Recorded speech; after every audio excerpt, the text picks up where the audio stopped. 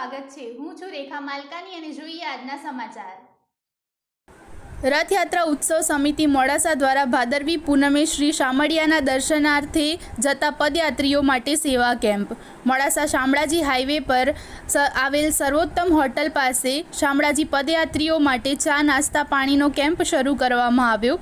મોડાસા શહેરની 42 વર્ષ જૂની રથયાત્રા સમિતિ મોડાસામાં આ ધાર્મિક સંસ્થા દ્વારા સેવા કાર્ય કરવાની પરંપરાને યાદગાર બનાવતો આ પદયાત્રીઓ માટેનો સેવા કેમ્પમાં ખૂબ મોટી સંખ્યામાં પદયાત્રીઓએ આ સેવા કેમ્પનો લાભ લીધો હતો।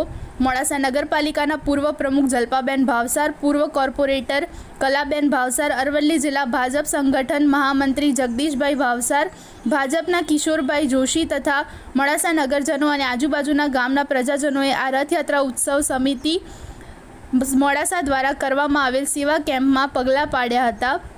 ખાસ કરી રથયાત્રા ઉત્સવ સમિતિ મોડાસાની આ સેવા કેમ્પ માટે સર્વોત્તમ હોટલ માલિક તથા સ્ટાફનો ખૂબ જ સહકાર મળ્યો, જે બદલ રથયાત્રા ઉત્સવ સમિતિની ટીમ દ્વારા સર્વેનો આભાર વ્યક્ત કરવામાં આવ્યો।